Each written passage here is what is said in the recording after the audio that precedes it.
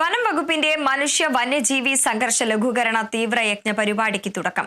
പരിപാടിയുടെ സംസ്ഥാനതല ഉദ്ഘാടനം കോഴിക്കോട് മുഖ്യമന്ത്രി പിണറായി വിജയൻ ഉദ്ഘാടനം ചെയ്തു.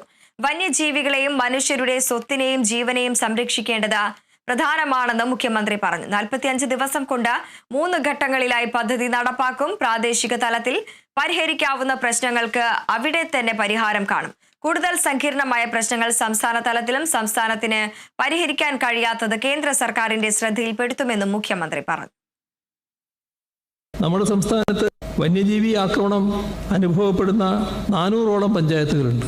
ഇവയിൽ 273 പഞ്ചായത്തുകൾ ഈ പ്രശ്നം കൂടുതലായി അനുഭവപ്പെടുന്ന പ്രദേശങ്ങളാണ്.